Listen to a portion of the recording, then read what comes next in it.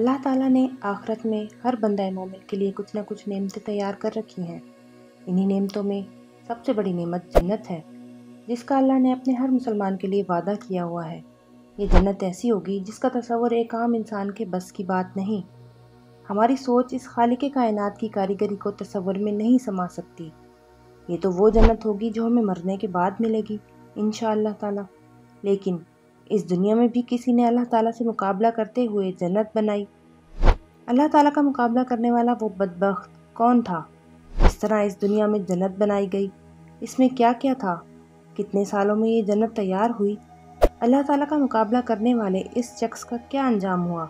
اللہ تعالیٰ نے کس طرح اس کی حسرتوں کو مٹی میں ملایا اور آج وہ جنت کہاں ہے؟ اس ویڈیو میں ہم ان سب سوالوں کے جواب جانیں گے۔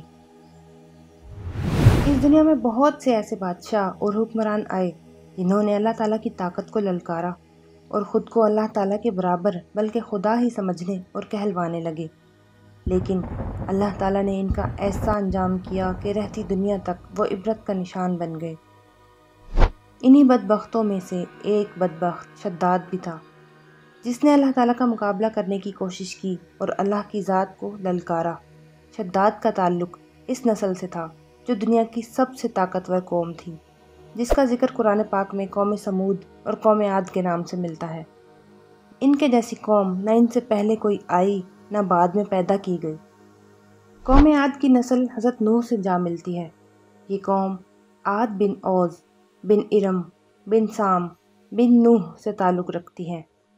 یہ قوم احقاف کے علاقے میں آباد تھی۔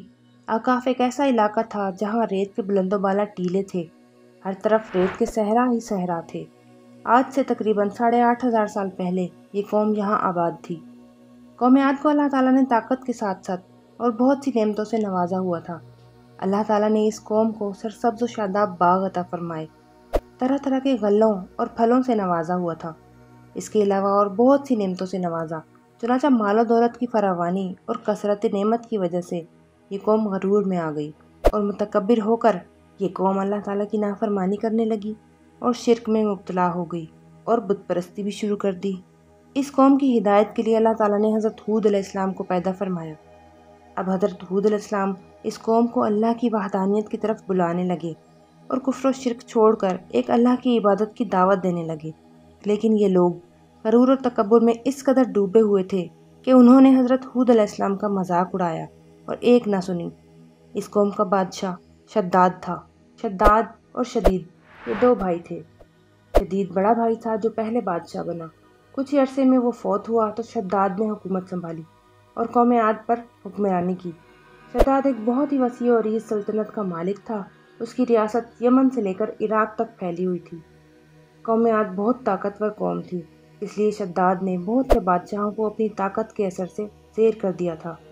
حضرت ہود علیہ السلام نے شداد کو اللہ تعالیٰ کا پیغام دیا اور اللہ تعالیٰ کی دعوت قبول کرنے کا کہا تو شداد نے کہا کہ اگر میں تمہارے اللہ پر ایمان لے آؤں تو مجھے بدلے میں کیا ملے گا؟ تو حضرت ہود علیہ السلام نے فرمایا کہ اللہ تجھ سے راضی ہوگا اور آخرت میں تجھے جنت عطا فرمائے گا جو ہمیشہ کی زندگی ہے اور اس میں تجھے ہمیشہ رہنا ہوگا۔ شداد نے پوچھا کہ جنت کیسی ہوگی؟ تو حضرت ہود علیہ السلام نے جنت کا نقشہ اس کو بتایا کہ فلاں فلاں نعمت جنت میں موجود ہوگی۔ تو شداد نے کہا یہ کون سی بڑی بات ہے، ایسی جنت تو میں بھی بنا سکتا ہوں۔ چنانچہ شداد نے اللہ تعالیٰ کی ذات کا مقابلہ کرنے کے چکر میں ایسی ہی جنت بنانے کا فیصلہ کیا۔ شداد نے اپنے ماتحت 100 گورنروں کو اکٹھا کیا اور ہر ایک گورنر کو 1000 آدمیوں پر مقرر کیا اور تعمیر کے سلسلے میں سب کو اپنی پسند سمجھا دی۔ ان سب مزدوروں، گورنروں اور دنیا کے ماہر تعمیرات کو عدن بھجوا دیا جو کہ شداد کا شہر تھا۔ پھر اپنے ماتحت بادشاہوں کو حکم دیا کہ سلطنت میں موجود سونے اور چاندی کی کانوں سے اینٹیں بنوا کر عدن بھیجی جائیں۔ یوں کوہ عدن کے ساتھ ایک مربع شہر کی تعمیر شروع ہوئی جو 10 کوس لمبا اور 10 کوس چوڑا تھا۔ اس شہر کی بنیادیں بہت گہری کھودی گئیں کہ پانی تک پہنچ گئیں اور بنیادوں میں سنگ سلیمانی بھروایا گیا۔ جب بھرائی کے بعد یہ بنیادیں زمین کے برابر ہو گئیں تو ان پر سونے اور چاندی کی اینٹوں سے دیواریں بنائی گئیں۔ ان دیواروں کی بلندی 100 گز رکھی گئی۔ جب سورج طلوع ہوتا تھا تو اس کی روشنی ان دیواروں پر پڑتی تھی تو نظر ان دیواروں پر نہیں ٹھہرتی تھی۔ یہ اس شہر کی 4 دیواری تھی۔ اب 4 دیواری کے اندر 1000 محل تیار کیے گئے۔ ہر محل کے 1000 ستون تھے، ہر ستون میں ہیرے جواہرات جڑے ہوئے تھے۔ شہر کے درمیان میں بڑی نہر بنائی گئی جس سے مزید چھوٹی چھوٹی نہریں نکل کر ہر محل سے گزرتی تھیں۔ ان محلوں میں حوض اور فوارے بھی بنائے گئے۔ ان محلوں کی دیواریں اور فرش یاقوت، مرجان، زمرد اور نیلم سے سجائے گئے۔ نہروں کے کنارے پر مصنوعی درخت لگائے گئے جن کی جڑیں سونے کی اور پتے اور شاخیں زمرد کے تھے۔ مزید موتی اور یاقوت سے جواہرات بنوا کر ٹانگ دیے گئے۔ شہر کی دیواروں کو مشک، زعفران، عنبر اور گلاب سے معطر کیا گیا۔ یاقوت اور مرجان کے خوبصورت پرندے بنوا کر چاندی کی اینٹوں پر رکھ دیے گئے جن پر پہرے دار پہرا دیتے تھے۔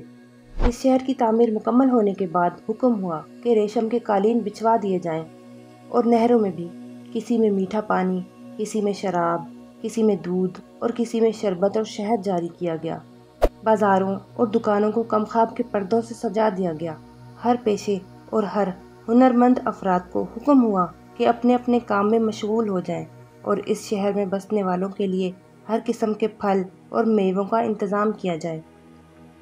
یہ شہر 12 سال کی مدت میں تیار ہوا۔ اب شداد نے اپنے تمام امراء اور دولت مند حکمرانوں کو حکم دیا کہ سب اس شہر میں آ کر آباد ہو جائیں۔ شداد اپنے لاؤ لشکر کے ساتھ اس شہر کی طرف روانہ ہوا اور لشکر میں موجود کچھ علماء سے مذاق اڑاتے کہتا رہا کہ ایسی جنت کے لیے تم مجھے کسی اور خدا کے لیے جھکنے اور ذلیل ہونے کا کہتے تھے۔ میری قدرت اور طاقت کا اندازہ اب تمہیں ہو گیا ہوگا۔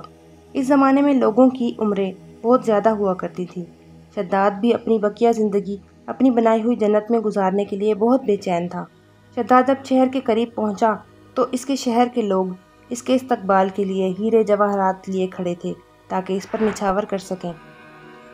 شداد متکبرانہ انداز میں شہر کے دروازے تک پہنچا اور ابھی گھوڑے کی رکاب سے ایک پاؤں نکالا ہی تھا اور پاؤں ابھی چوکھٹ تک پہنچا بھی نہ تھا کہ اس کو وہاں ایک اجنبی شخص دکھائی دیا۔ شداد نے اس سے پوچھا کہ کون ہے تو؟ اس نے جواب دیا کہ میں ملک الموت ہوں۔ شداد نے کہا کیوں آئے ہو؟ اس نے کہا تیری روح قبض کرنے۔ شداد نے کہا کہ مجھے اتنی مہلت دے کہ میں اپنی بنائی ہوئی جنت کو دیکھ سکوں۔ ملک الموت نے کہا کہ مجھے حکم نہیں ہے۔ شداد نے کہا کہ چلو اتنی ہی اجازت دے دو کہ گھوڑے سے نیچے اتر آؤں۔ پھر ملک الموت نے کہا کہ مجھے اللہ کی طرف سے اس کی بھی اجازت نہیں ہے۔ تو شداد کا ایک پاؤں اب رکاب میں تھا اور دوسرا بھی چوکھٹ تک پہنچا بھی نہیں تھا کہ اس کی روح قبض ہو گئی۔